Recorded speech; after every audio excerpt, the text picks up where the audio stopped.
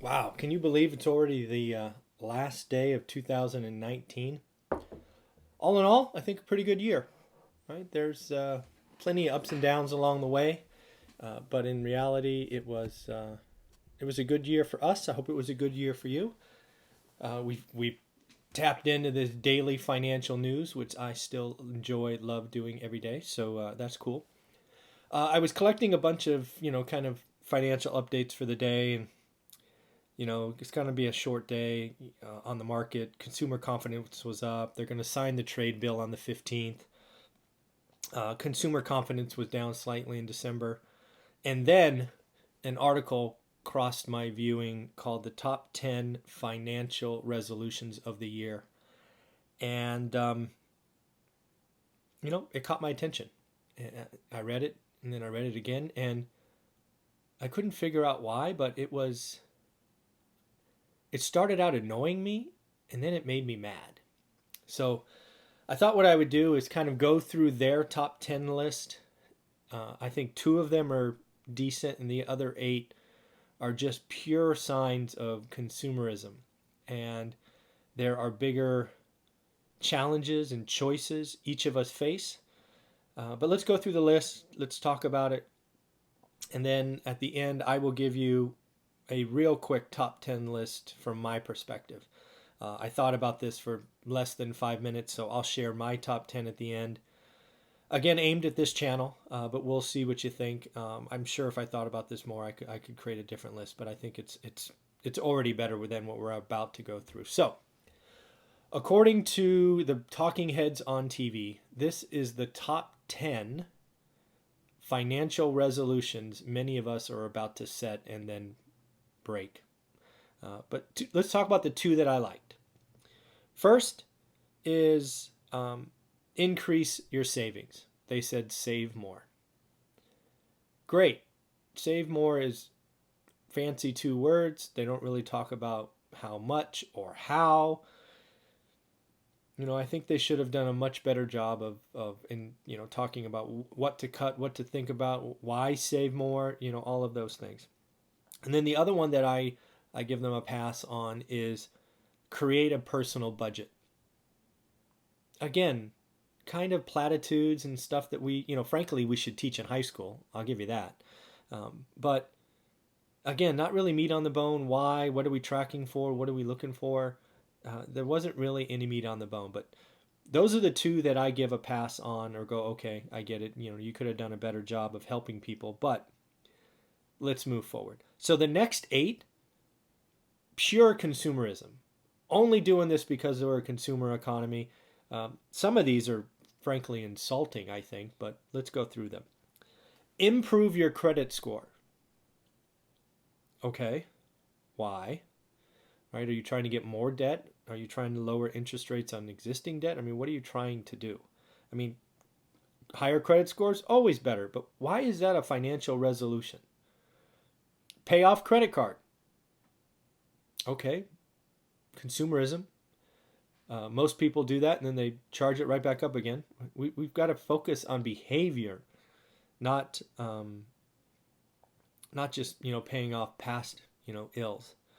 Pay on time. Come on, really? That's a financial goal? We got to pay on time. We're not adults already and pay on time already. Man, if that's your financial resolution, we need to reset things and really change what's going on. We need to pay the credit card in full. Well, kind of the same as pay off your credit card, but okay, if that's the top 10. Don't open more credit cards. Really? That's a financial resolution? You don't want to open more credit cards? I mean, what are you doing? You're going to, different stores and opening store credit cards? I mean, come on. We're better than this. Here's one. Check your credit score more often. Again, I ask, why?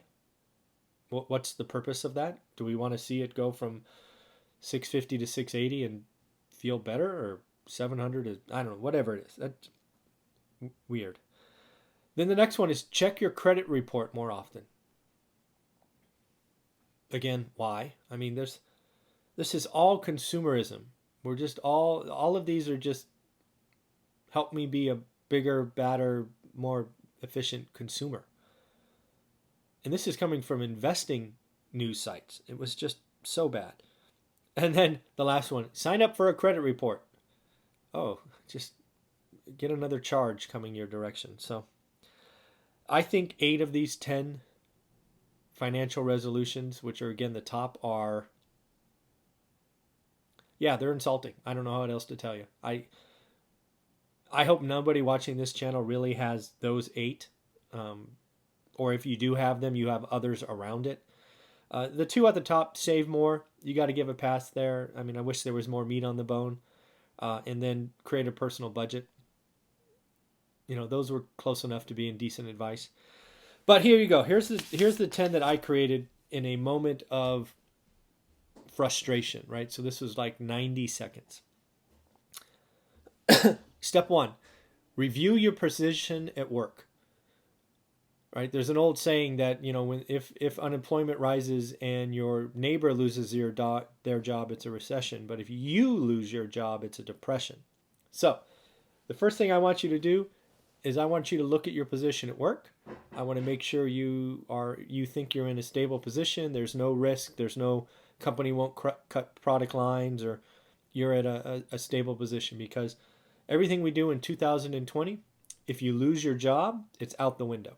So first step, look at your job, ask yourself questions, see what that's all about.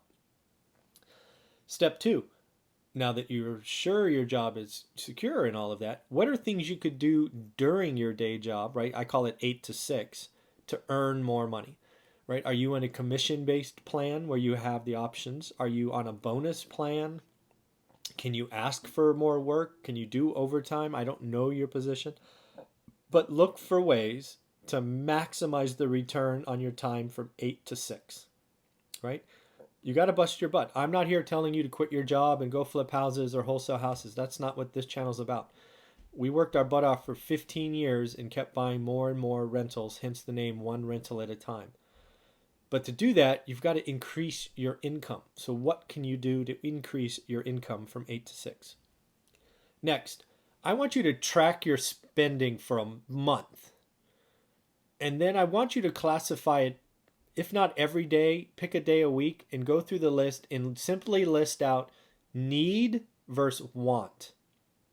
If you don't know why this is important, you need to watch this channel a little bit more or read the book, because I believe that's the biggest thing. The thing that we got right when we started to do this at 30, long before we owned any property, was we started to talk about needs and wants. We had to cut out our wants. We were spending every penny we made, most of it on wants. It's hard. It's difficult. You can't show off to your neighbors. Your family may make fun of you. Who cares? You're not in this for them. Figure out what a need is. Cover those. Right? You need electricity. You need food. You need transportation. But do you need a Mercedes, SL 500? Or can you get by with a Toyota something? I don't know. Right? Figure it out. Need versus wants. Track that for at least a month. After you do that, look to reduce your expenses on wants by at least 10% and try to get it up to 50% by the end of the year. Yep. It's going to be hard. It's going to be uncomfortable, but you need to set a goal that's going to help you. And oh, by the way, if you do that, you're going to save more. Just telling you. Now what you're going to do is you're going to put all of that savings away. Create another account, put it in a bank that you don't usually use, have it somewhere else. Right? So put it in a savings account. This is all about earning more, saving more, so you can invest more later. Now what I want you to do, if you do have debt, is I want you to list the debt from highest interest rate to lowest. Right? So you can go out and you can, take the high interest rate, double-digit interest rate down to lowest. Then we're going to figure out the balances and go forward from there. If required, if you have the flexibility to do this, I want you to look at creating a second job. Maybe it's on the weekends. Maybe you work in retail. No matter what it is. And I want you to take all of that income that you get from the second job, and I want you to pay off debt. Right? 8 to 6, you're going to use, you're going to save, you're going to put it somewhere else. If you need and your debt is so high, I want you to create a second job. just for a short time, just until you can start making dents in that debt and pay that off. Then we're going to get into your, the one rental at a time kind of thing. I want you to start doing your homework. I want you to build confidence. I want you to pick a market. It could be your local market. It could be somewhere across the country. Pick your market. Then I want you to pick an asset type inside that market. Right? Is it 3-bedroom, 2-bath houses, which we started with? Is it apartment buildings? I'm not here to judge what it is, but pick one. And then I want you to also understand the math, how to compare deals, right? What is a bad, average, good, and great deal, right? If you can do these 10 things, I think you're going to exit 2020 in a better position. Your job's going to be secure. You've made more income. You've paid off debt via maybe a second job. Once it's paid off, quit the job, right? I know you need weekends. I know you need to recharge. That's okay. So in the end, this is what I think are a much better top 10 list. I'm really disappointed in what the talking heads put out there. But in the end, we will talk to you tomorrow, the first day of 2020. Have a great day. Take care.